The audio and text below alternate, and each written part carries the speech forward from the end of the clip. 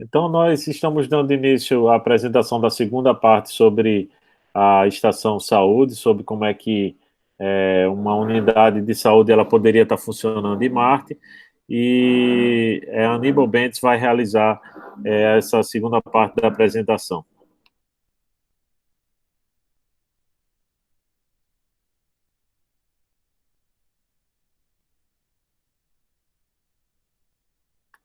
Aníbal, tá mudo. Tem que colocar no Viva Voz aí.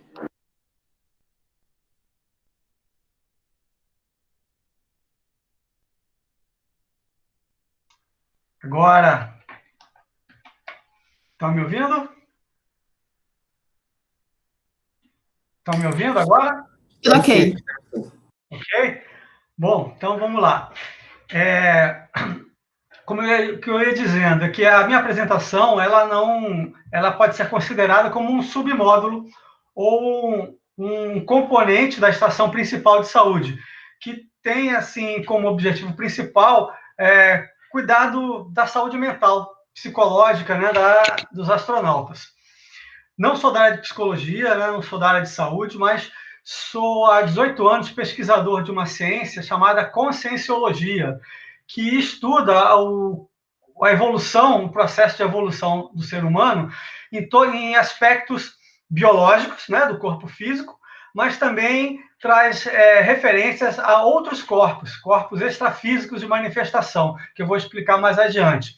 Então, nós admitimos que existe vida além da dimensão física, da divisão material, existe capacidade de expressão cognitiva, de inteligência, de vontade e de interação social nesses ambientes extrafísicos. Né? Então, em que comumente as pessoas têm ouvido falar na área médica, principalmente, da experiência de quase morte, ou numa perspectiva religiosa, pelo kardecismo, o desdobramento, ou numa outra conotação mais popular, a viagem astral. Esse fenômeno, e os demais que se relacionam com esse tema, eles são estudados de uma perspectiva científica, pelas ciências Conscienciologia e Projeciologia, que é a subespecialidade desta primeira. Então, com esse paradigma que eu vou levar a minha apresentação. Ok? Bom, só destacando que o que eu vou falar foi apresentado lá no Congresso da Mars Society ano passado, em Los Angeles. Esse link aqui, onde está escrito Mars Papers, na apresentação tem um link para o repositório de artigos, onde vocês encontrarão esse meu artigo e também todos os outros que já foram admitidos por eles, com trabalhos sobre os mais diversos temas: direito, medicina, política, engenharia, produção de energia, geologia, enfim, uma variedade muito grande de assuntos que eu acho que complementaria a nossa pesquisa aqui. Então, a pergunta que eu fiz para submeter esse artigo à Mars Society foi: como lidar com fenômenos parapsíquicos em ambiente extraterrestre? Admitindo que o que nós experimentamos aqui na Terra está acomodado numa adaptação biológica ao planeta Terra. Ao se levar essa estrutura biológica para um ambiente diferente do que nós estamos submetidos aqui, a campo gravitacional, a campos energéticos, as bioenergias do planeta como um todo, qual possíveis repercussões isso poderia trazer na experimentação desses fenômenos parapsíquicos, que de antemão eu quero dizer que são fisiológicos.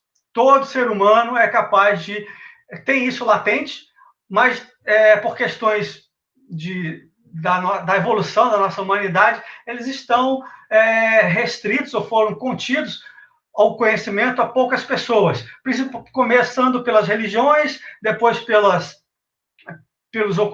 experiências ocultistas e, mais recentemente, a partir do século XXI, isso começou a ser tratado de uma forma científica. Então, a minha perspectiva aqui é tratar o assunto de uma maneira científica, valendo-me de uma ideia básica que nós adotamos em todos os nossos cursos da Conscienciologia, o que é o seguinte: não acredite em nada do que eu vou dizer aqui, procure ter as suas experiências, porque a autocomprovação que dará maiores convicções do que será apresentado, ora como verdades relativas de ponta de uma ciência que está em construção. Ciência essa que foi proposta no Brasil pelo médico e pesquisador parapsíquico Valdo Vieira, em 1988, quando ele lança o Tratado Projeciologia, e em 1994, quando ele lança o Tratado Conscienciologia. Mas vamos adiante. Então, basicamente, aquela pergunta ela está relacionada a essa figura, que representa a estrutura de corpos de manifestação disponíveis para esse princípio inteligente que nós chamamos de consciência atuar. Atuar na dimensão física, através do corpo biológico, e atuar em dimensões extrafísicas através desses corpos, o 3 e o 4, que estão aqui representados. Pois bem, o corpo 1, que é o biológico, ele, neste momento que nós estamos interagindo aqui na dimensão física, ele contém todos os demais corpos extrafísicos coincididos. Cada um deles tem uma vibração, tem uma energia, né, vibratória diferente, uma frequência de vibração energética diferente. Por isso que é possível essa coincidência dos corpos físico e extrafísicos. Por uma acomodação energética, eles entram em sincronia, em harmonia, então permitem que esse princípio inteligente atue. O corpo biológico tem a energia mais densa dentre todos, e é o mais descartável. Toda vez que nós passamos pelo processo de morte, é ele que é descartado. Essa imagem 2, que representa um cordão, que nós chamamos de cordão de prata, é o elemento que supre energeticamente o corpo biológico, através da absorção de energias imanentes. Energias imanentes são energias da natureza. Então, quando há a morte, há o rompimento desse cordão de prata, e aí o corpo físico perde o suprimento energético e entra em decomposição.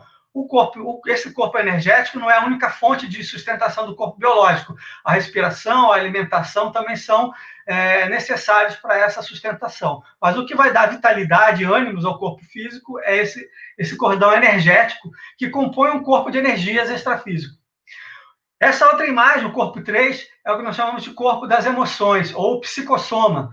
E esse corpo, ele tem uma perenidade maior, né? E é ele que é o responsável pelas nossas vidas sucessivas. Uma vez que a cada vida que se renova, essa estrutura do corpo 3, ela se vincula ao corpo 1 através desse cordão, desse apêndice, que é o corpo 2. E a esse corpo 3 está acomodado, está instalado o corpo 4, que nós chamamos de mental soma, é o corpo das ideias, é o corpo da cognição, da inteligência.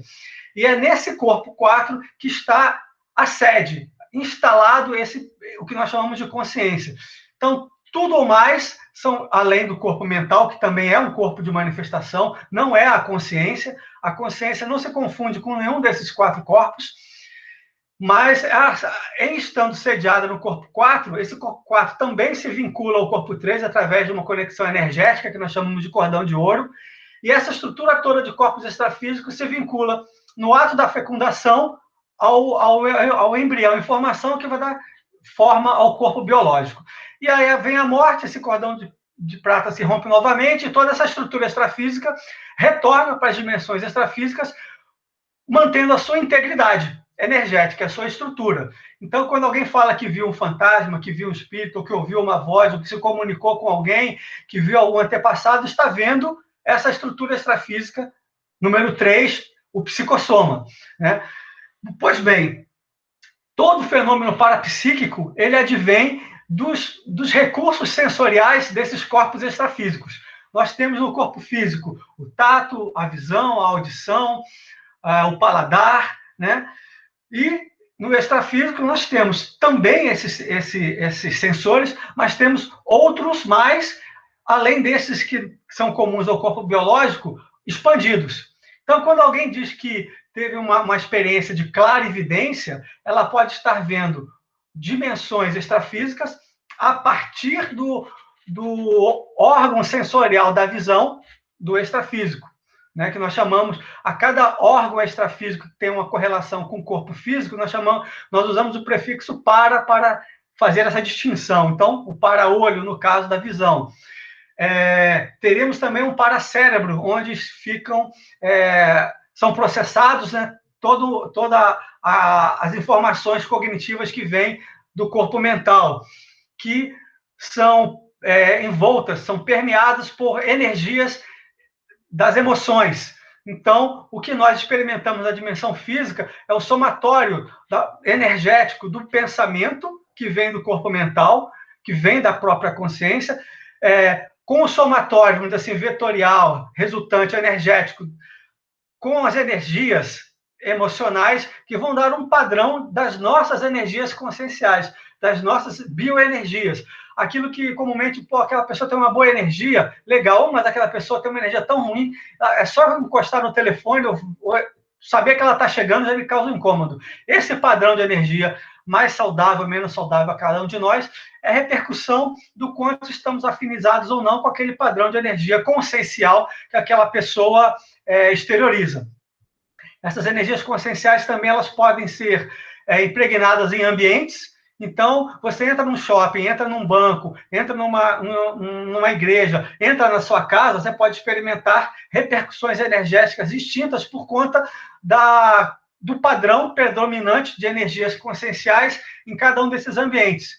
Então, isso também é algo importante para a gente pensar num ambiente confinado, como será de uma espaçonave. Qual é o padrão, né, de pensamentos e energias que vai estar predominando ali, que vai criar o campo energético, bioenergético, que vai influenciar e ser influenciado pelas pessoas que estão ali convivendo naquele ambiente. Então, essa estrutura de corpos de manifestação energéticas é que responde à ocorrência dos fenômenos parapsíquicos. E, como eu tinha dito, toda essa estrutura ela está adaptada ao ambiente terrestre, né? Eventualmente, algumas pessoas experimentam algumas extrapolações, algumas experiências espontâneas de parapsíquicas, né? Uma intuição, uma clarividência mesmo, uma clareaudiência, né? Que é ouvir um som que não identifica de certa origem, e esses recursos eles são explorados. Hoje em dia, né, nós temos mais evidência no kardecismo, pelo processo religioso, nas religiões de matriz afro-brasileira. Então, e de certo modo, todas as religiões, maçonaria, que não é uma religião, mas é uma instituição que também se vale disso. Então, essa questão do parapsiquismo, ela está acompanhando a humanidade desde as suas origens. Podemos pensar nas pitonisas em Roma, né, nos oráculos que eram consultados pelos líderes políticos. Enfim, hoje em dia nós temos esse processo científico. E a projeciologia, identificando essas fases históricas que antecederam o século XX, entende que, a partir das experiências laboratoriais que foram iniciadas pelo professor Tart, que era um psicólogo americano e que criou a parapsicologia, ele começou a fazer experimentos sobre esses fenômenos em laboratório. Hoje, a Conscienciologia também tem seus próprios laboratórios de experimentação desses fenômenos e, principalmente, de autoconhecimento. O desenvolvimento do parapsiquismo pressupõe o autoconhecimento, o autodidatismo no autodesenvolvimento dessas habilidades. É como se nós tivéssemos que aprender a andar de bicicleta e vamos ter que exercitando, laborando para chegar ao domínio da técnica do equilíbrio e da movimentação da bicicleta. Usar esses recursos parapsíquicos vai exigir um esforço também de aplicação de técnicas, de exercícios, de vontade, de determinação, de superação de questões pessoais, psicológicas, enfim. Não vou dizer que é uma coisa simples, mas também não é impossível. E faz parte do processo de evolução de todo ser humano. Todos nós deveremos chegar ao momento em que atentaremos mais ou menos para essas questões. Isso vai depender do processo, do estágio de evolução consciencial de cada um estiver desfrutando. Okay? Então, a minha preocupação é essa estrutura, né, fora do ambiente terrestre. Se os astronautas começarem a experimentar fenômenos parapsíquicos espontaneamente, o mais complexo, a experiência fora do corpo, né, que é quando você dorme e, pelo relaxamento, você desprende do corpo físico e tem a experiência de projeção consciente, né? isso pode causar um choque psicológico para aquele astronauta. Ou outras experiências apenas de clareaudiência, de clarividência, enfim, as possibilidades dos fenômenos parapsíquicos são inúmeras. E se forem experimentados exclusivamente de modo espontâneo, sem que os astronautas tenham o mínimo de conhecimento sobre o assunto, isso pode também trazer prejuízos ao equilíbrio das relações pessoais dentro do ambiente confinado. Podem, de repente, o grupo eleger aquele que tem fenômenos parapsíquicos como um deus, começar o processo de gurulatria, que é totalmente desfavorável, pode querer afastá-lo, isolá-lo do convívio, por medo, por incompreensão dos fenômenos. Ele mesmo também pode se isolar, pode ter repercussões de aversão ao grupo. Enfim, eu entendo que o conhecimento desses fenômenos, que possivelmente, não estou dizendo também que vão acontecer, como foi dito, tem tanta coisa que a gente só vai saber de fato na medida que estivermos vivenciando, né, o deslocamento interplanetário, a vivência em Marte, o que vai acontecer. Mas, por hipótese, alguns fenômenos parapsíquicos podem naturalmente aflorar, uma vez que são fisiológicos, todo ser humano tem isso, temos que saber aprender a lidar e, principalmente, a tirar proveito deles, né? Porque eles podem ser muito úteis de diversas maneiras, tanto para o equilíbrio emocional, como também para pesquisas científicas. Um exemplo, quando você sai do corpo, você tem uma expansão de percepções. Então, seria também um recurso para você prospectar locais onde tem água, prospectar locais onde tem algum mineral, alguma outra coisa. Enfim, as possibilidades que, para a pesquisa científica, que a expansão dos recursos parapsíquicos podem trazer também são ilimitados, são inúmeros. Então, essa é a estrutura, né, que nós trabalhamos na conscienciologia, na projeciologia, que explica a evolução humana, que explica as nossas inter-relações humanas. Nós temos como referência laboratorial as nossas próprias vidas. Nós somos nosso próprio laboratório de pesquisa. É um paradigma diferente do paradigma mecanicista, né, que prevalece na ciência até hoje, mas também já em crise por conta do paradigma quântico, né, que já traz outras repercussões, inclusive admite, né, outras dimensões extrafísicas. Enfim, a partir dessa estrutura é que nós temos que discutir, ou se preparar para, num ambiente análogo, ou já no ambiente extraterrestre, na Lua, por exemplo, que situações podem ocorrer. Experiências da NASA com relação a isso, eu posso citar, por exemplo, esqueci o nome do... Só pegar o livro aqui.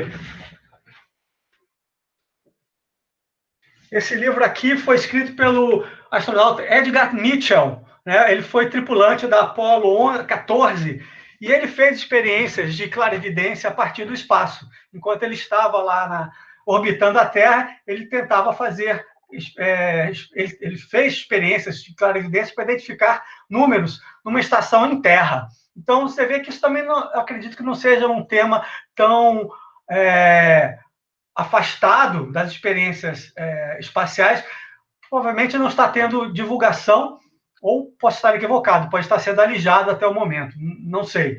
Mas já tem outras recursos que a NASA usou, né, clarividentes, para fazer pesquisas de prospecção em outros planetas, que foram depois também confirmadas. O nome desse pesquisador é Ingo Swann. Depois vocês podem procurar na internet e ver referências sobre ele.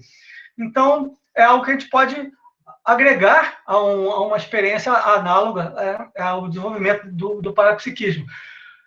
Enfim, aqui eu trago, nessa segunda tela, alguns fenômenos que poderiam ser experimentados, fenômenos parapsíquicos. Eu já falei da projeção consciente. Mais diretamente a área médica, nós podemos experimentar autoscopia interna, autoscopia externa, a autoscopia projetiva e a heteroscopia projetiva. O que é isso? Autoscopia é você ser capaz de, pela exteriorização das suas energias, fazer uma inspeção dos seus órgãos vitais, do seu corpo físico internamente. Ou você pode ter uma autoscopia externa, você pode enxergar a sua estrutura física, por exemplo, as costas, a nuca, o abdômen, de uma perspectiva externa, né? E autoscopia projetiva é você sair do corpo e também ter a possibilidade de observar o seu corpo físico. E a heteroscopia é você ser capaz de enxergar as estruturas orgânicas internas de uma outra pessoa. Isso é um recurso que poderia ser associado aos equipamentos da unidade de saúde. A clarividência extrafísica é quando você vê o ambiente extrafísico, né, propriamente dito. A clarividência viajoura é quando você exterioriza as suas energias e capta informações visuais, mas do mesmo no ambiente intrafísico. Então, eu estou aqui no meu quarto, eu posso estar vendo o que acontece num outro ambiente fora do meu quarto, na dimensão física, né? E a clareaudiência é onde a gente pode estar também ouvindo coisas. Então, a clarividência viajoura também seria um recurso para a prospecção de água, por exemplo, né? Que é o caso mais crítico. Sobrevivência lá em Marte. Catalepsia projetiva, intuição extrafísica, psicometria, parateleportação humana, telecinesia, telepatia e a cosmoconsciência, que é o que é conhecido como, no budismo como a iluminação. É uma condição de projeção extrafísica, né, de vivência extrafísica, de maior expansão cognitiva que nós temos. Então, são possibilidades desses fenômenos, por exemplo, acontecer.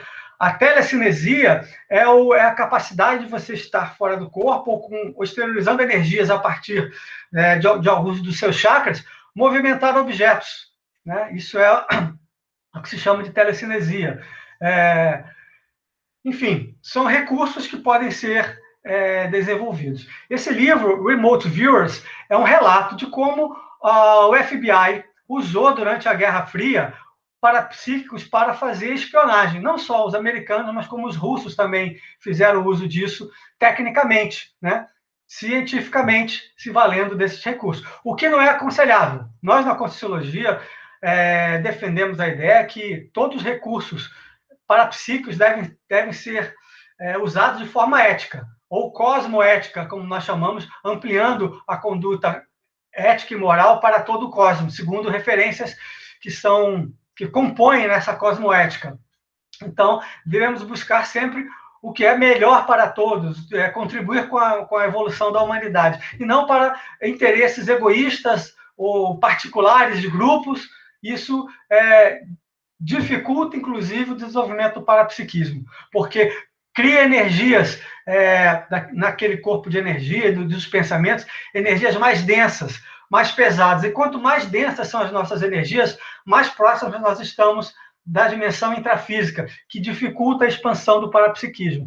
Então, de certa forma, desenvolver o parapsiquismo é tornar as nossas energias conscienciais mais sutis, mais próximas da saúde extrafísica multidimensional.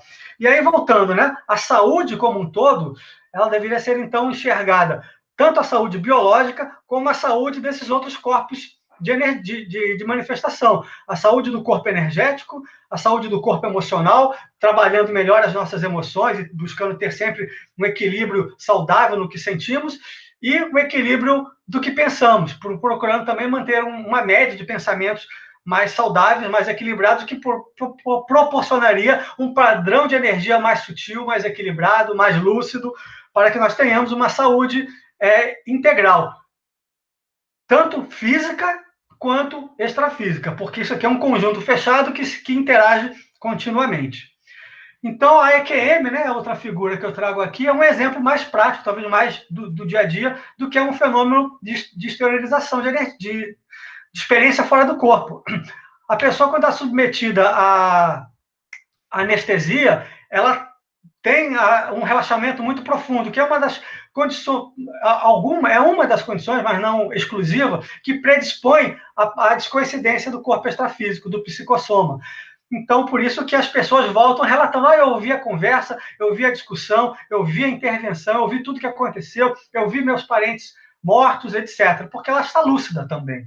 A experiência fora do corpo que se quer é aquela com lucidez, ok? E uma das técnicas para se conseguir essa experiência fora do corpo é a aplicação do estado vibracional. É uma técnica de mobilização das nossas energias conscienciais que, além de equilibrar os nossos chakras, de equilibrar as nossas emoções, as nossas pensanidades, ela traz uma harmonia, reequilibra todos esses corpos de energia. Ela serve também como técnica de exteriorização, na medida em que ela acelera a frequência de vibração do corpo extrafísico, ele volta à sua frequência natural de vibração e ele se descoincide do corpo biológico. E aí, com consciência, você pode interagir com demais outras consciências projetadas ou aquelas que só estão com o corpo extrafísico. Aqui eu trago o IPC, uma instituição de referência no estudo da projeciologia. Aqui na apresentação tem um link, eu vou deixar com vocês, depois vocês podem acessar o site. E a Intercamp é também uma instituição de conscienciologia que tem sede em Natal. Então, quem estiver em Natal, tiver vontade de se aprofundar no estudo da conscienciologia, poderá procurar a Intercamp aí em Natal. Em Recife também temos uma unidade que pode estar ampliando o conhecimento de vocês. Aqui é a foto do Tratado de Projeciologia. Então, desculpe eu ter me estendido muito nessa apresentação, por isso que eu trago como proposta o laboratório consciencial, em que seria uma área de auto-relaxamento e projetabilidade lúcida. Então, nós iríamos relaxar o corpo buscando sair do corpo. Quando saímos do corpo, temos um relaxamento muito maior do que experimentado apenas pelo corpo fisiológico. Esse ambiente seria sem janelas, com isolamento acústico, internamente todo pintado de branco, precisando apenas de uma poltrona ou de uma cama no centro para aplicação dessas técnicas projetivas, ok? Que nós chamamos de mobilização básica de energias para chegar ao estado vibracional e aplicação de técnicas projetivas. Essa proposta de laboratório, ela já existe em Foz do Iguaçu. Aqui é uma foto aérea dos laboratórios conscienciais instalados num bairro chamado Cognópolis, na cidade de Foz do Iguaçu. Aqui é o Centro de Altos Estudos da Conscienciologia, é aberto ao público, todos podem ir visitá-lo e experimentar um desses laboratórios, com essas casinhas, né, que estão aí no centro, que seria o nosso modelo para o nosso ambiente analógico, né, analog. Tecnologias. Poderíamos, a construção desses laboratórios poderia seguir a mesma que do laboratório de saúde principal, da estação principal de saúde, né? Astronautas, ele é de uso individual, né? Cada astronauta teria a oportunidade de utilizá-lo por vez, não se recomenda, até por questões de privacidade, de relaxamento, que o laboratório seja usado individualmente. Recursos necessários, um agente de saúde para monitorar o experimento individual de cada um, e até para fazer experiências, podendo fazer medições cardíacas, do funcionamento do cérebro, do relaxamento muscular, enfim, das ondas cerebrais, é uma possibilidade. Aí eu faço os equipamentos, né, eletrocardiograma, eletroencefalograma, outros. Recursos transportados da Terra, talvez nenhum, porque usando as tecnologias de impressora 3D, bastaria a construção do ambiente em si mesmo. Cadeiras, camas, mesa, né? Então o estudo pode ser construído por lá. Outros requisitos técnicos para utilização, até para levar o relaxamento. A leitura, né? Nesses laboratórios que eu mostrei para vocês, tem bibliotecas específicas, segundo o tema que cada laboratório se destina daqueles. Acesso a sons, imagens relaxantes, também acho que seria difícil de se colocar. Então, né, de novo, aqui essa visão aérea. Essas aqui são outras instituições da Conscienciologia, cada uma focada num tema específico. Bom, teria alguma pergunta até agora do que foi feito? Ou eu posso finalizar com mais essa tela abordando a questão da mediação de conflitos? Ou já por mim, você poderia continuar, Aníbal. Tá bem interessante aí. Posso continuar? Ok. Bom, então esse primeiro módulo de saúde, de relaxamento, a gente pode também associar com a estufa. Quando eu falei que nós trocamos energias com os ambientes, nós também trocamos energias entre nós, seres humanos, e também com outros princípios conscienciais em evolução. As plantas e os animais são exemplos desses princípios conscienciais em evolução. Então, hoje a gente já vê na internet, vocês podem buscar mais informações sobre o que tem dito que faz bem as pessoas tomarem banho de natureza. É a pessoa caminhar durante meia hora em ambientes com bastante floresta densa ou um jardim muito bem cuidado. Isso recupera a saúde da pessoa. Sim, recupera porque há uma interação das energias imanentes das plantas com a nossa energia consciencial. Então, ao absorver essa energia imanente, a gente está revitalizando o corpo energético. Então, revitalizando o corpo energético, estamos revitalizando toda a estrutura de corpos que possuímos. Né? Alguém ontem falou em conversar com as plantas. Né? Sim, a gente pode trocar energia com as plantas. Então, e essa interação, se positiva, a gente pode ajudá-las a se desenvolverem com mais robustez, com maior velocidade. Isso também tem algumas experiências em laboratório na ciência convencional que mostram que se você dá carinho, dá atenção, rega, isso traz benefício para a planta. Pela Conscienciologia, a gente entende que é essa troca, interação de energias, que é o potencializador desses recursos. E no passeio da estufa, sim, a gente poderia estar passeando com outras pessoas também, aí não haveria a restrição do isolamento, né? Enfim, então essa relação que eu faço com esse ambiente de relaxamento laboratório consciencial, que poderia ter uma fase ou uma etapa dele, ou em momentos distintos, com a estufa, com a utilização da estufa para essa questão de saúde consciencial. Com relação às questões de mediação de conflitos, aqui eu vou dizer que o sistema jurídico vigente no mundo, ele está indo num conflito, porque se entende que o paradigma punitivo, né, de encarceramento, ele está exaurido, ele não gera os resultados que se pretendeu à época em que o sistema de punição surgiu e foi pensado para substituir o sistema anterior vigente, que era o de penas cruéis. Então, deixou-se de torturar, de queimar vivo, de fazer outros malefícios, né, cruéis, em detrimento do encarceramento. Então, isso foi, à época, uma evolução, mas que se viu, hoje em dia, exaurido nas possibilidades de produzir resultados. Então, surge